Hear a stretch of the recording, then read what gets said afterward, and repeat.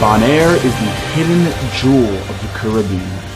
This Dutch island is truly one of a kind. My name is Eric Conover, and this is a video journal of my travels around the world and bits of my daily life here in New York City. I just got home from a 7-day long adventure to Bonaire with my good friend Mike and Matt. In this video, I made a list of the most incredible places I saw while exploring this island. Before we jump into the video, if you like what you see, make sure to press the subscribe button. If you are from Bonaire or the Netherlands, leave me a comment down below and tell me your favorite spot on the island, because I'm coming back. I'm going back to Bonaire. Without further ado, these are the most incredible places in Bonaire you have to see to believe. Located at the southern tip of Bonaire, through the clouds lies the setting out of a Hollywood blockbuster film, the solar salt pans of Bonaire. The solar salt pans have been pumping out salt for over 400 years. The salt pans cover 13% of the island, and to put that in perspective, Bonaire is very, very tiny. It's maybe 100 square miles. If you look off to the side, there are these massive, enormous piles of dried sea salt. It takes 10 to 12 months for the water to evaporate and the salt to be fully formed. The salt is then carried out through this salt pier, and it is put on big transport ships and shipped out to the rest of the world. The million-dollar question: why are the salt pans so pink? As the salinity increases in the water, there's only one type of algae that can grow in such a high salinity content, and there's only one type of shrimp that can then eat this algae, and there's only one bird that can eat this specific type of shrimp, and that is the flamingo. And that right there is the reason why flamingos are pink. If you look, baby flamingos aren't pink, they're white. I just find that fascinating. Maybe you do too. The best thing to do at the salt pans is to rent a moped, grab a friend, and just go for a nice long cruise.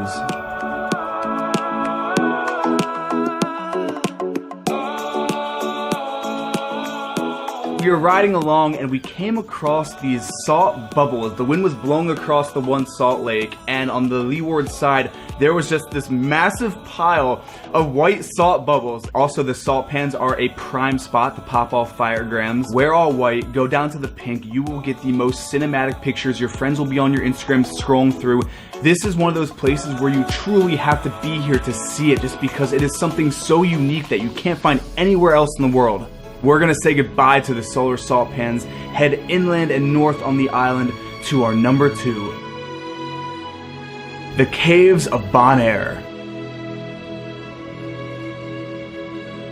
Bonaire is a big coral reef that popped out of the ocean, and there's a network of over 400 caves on the island. You can see this is all forest. People cannot build houses here because under us is cave. It's all caves. This is the kind of stuff that I dreamed about when I was a kid, going exploring in caves. We're in a residential neighborhood. We get out of the car and we just walk through this brush, I'd say about 500 meters. Smack dab in the middle of this neighborhood, there was just a hole in the ground, an entrance to some dark cave portal under the island. I'm having doubts. I don't know if I should go in. You can do it though. Tell my grandkids that I love them. I'm gonna need a new pair of underwear after this. Mike, come show how deep this is. Eric says it's as big as a cathedral. I thought it was gonna be as big as a car. Going down into the cave.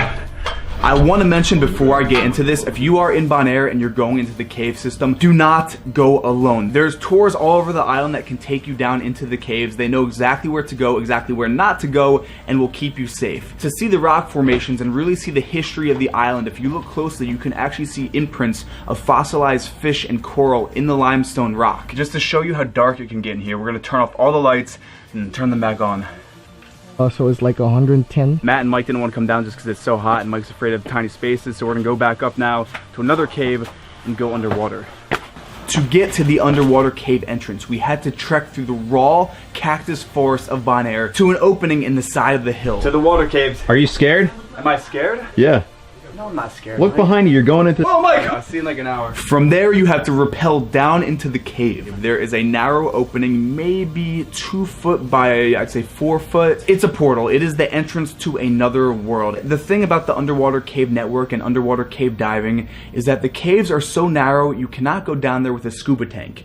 It's all free diving, meaning you have to hold your breath. You go under with your flashlight. Again, it's completely pitch dark, and you swim.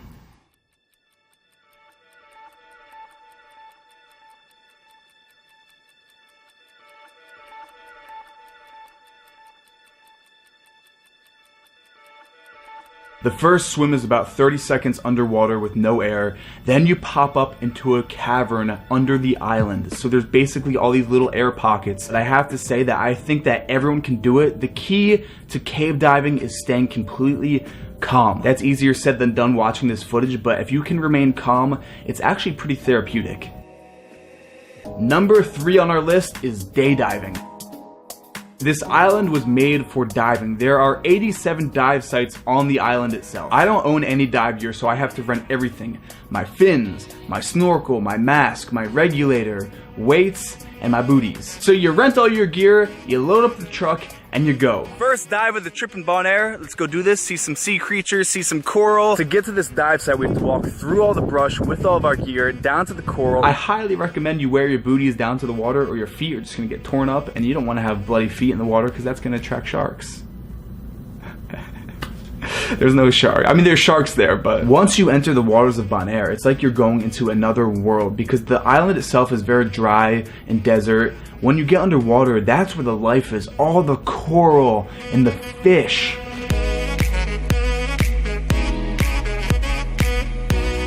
If you are a photographer, especially underwater, you have to dive at Salt Pier. It is the most photogenic dive spot. Huge schools of fish like to just chill out in the shade under the pier and they don't move. Like you can swim right up to these fish and they're just chilling. The thing that I love about diving is that humans have no business being underwater. We need so much gear to go down there, and there's a lot of respect that comes with that. Bonaire was actually the first island in all the Caribbean that protected the entire island. From the high water mark all the way down to 200 feet, the island is completely protected, meaning you can't spearfish there, you can't take anything from the coral. Before you go on your dive, you pay a $25 nature fee, which goes to funding the national park, something that is actually very important in the world today to preserve what is naturally there. Out of the corner of my eye, I see this massive green shadow slither its way through the bottom. And I'm talking fast. This was a green Murray eel. This fish is the incarnation of what would be the devil in fish form. This is such a menacing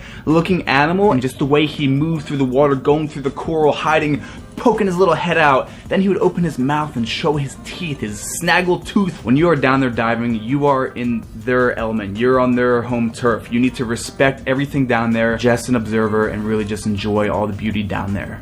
After seeing that green Murray guzzler on my dive, I wanted to get out of the water, hit the beaches, which brings us to our number 4.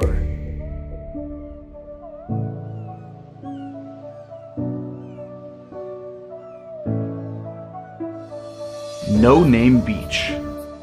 Not far off the coast of Bonaire is one of, if not the only island left in all the Caribbean that has not and cannot be developed on. The island is called Klein Bonaire, which translates to Little Bonaire. Getting to the island is very, very easy. There's a water taxi that runs a few times per day, but the best way to go and to beat the crowds is to just make friends on the island.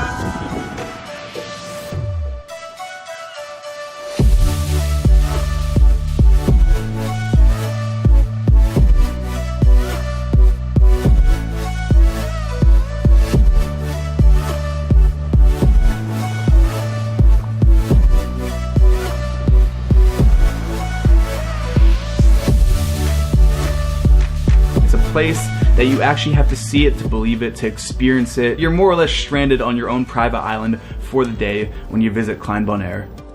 If you've ever wondered what happens underwater when the sun goes down, number 5 is night diving.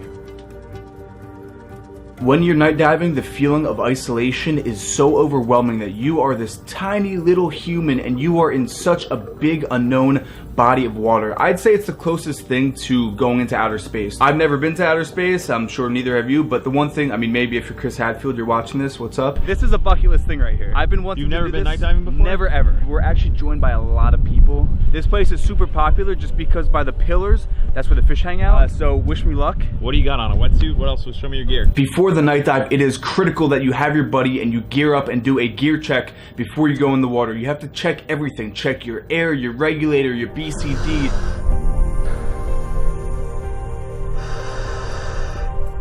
Eric and I are swimming underwater, we're going about, and it was just after the full moon, and there is this phenomenon called the ostracod. The ostracod is a fish that glows in the dark. It is a bioluminescent fish. We turn off our lights and I look up In my whole life, I've never experienced something so cosmic, truly out of this world. Everywhere you look, there was these ostrich fish glowing. The things that come out underwater at night are out of this world. These little bug-like creatures were surrounding my flashlight, almost like fireflies. Then out of nowhere, Eric points his light into the shadows, and there is a lobster, probably a good 5-foot lobster, blue and pink and purple, with these two beady eyes just going. Enough with the sea creatures for now. The thing that really makes Bonaire stick out in my mind are the people. Number 6 on our list is the culture of Bonaire. Rincon in the north is the cultural epicenter of Bonaire. We stayed in the southern part of the island, and the best way to get to the north is to rent a motorbike. My number 1 travel tip is to make friends wherever you go, and with that said, I rented a bike and headed north.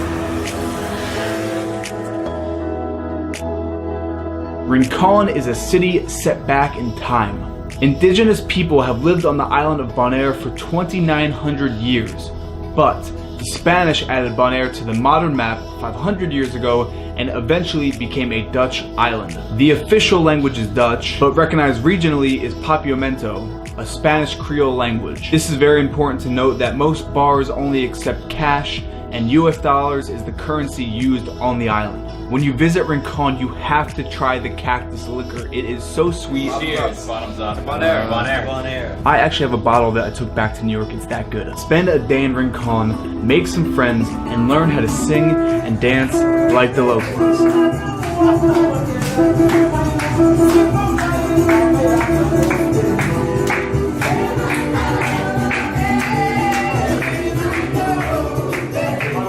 Leaving the city of Rincon, just to the north is the National Park. Number 7 on the list of the most incredible places in Bonaire you have to see is National Park cliff jumping.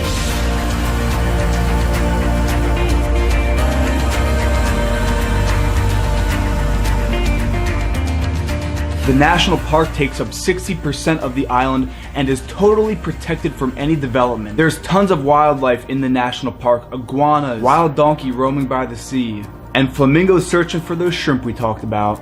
It is a vast network of connecting dirt roads. We didn't have a pickup truck, but luckily we made friends with some local Dutch girls. Through the raw terrain of the national park emerges Schlagby Beach. It's the best spot on the whole island for cliff jumping. You walk up through the cactus forest overlooking the bright yellow huts,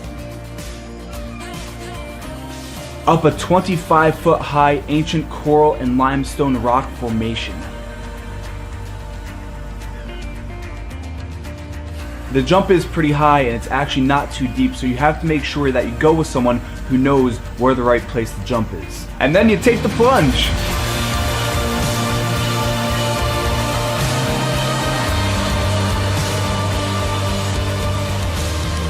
My number 1 thing to do on the island is to make a day of it, pack a bunch of food, some drinks, grab friends, and just have a beach day.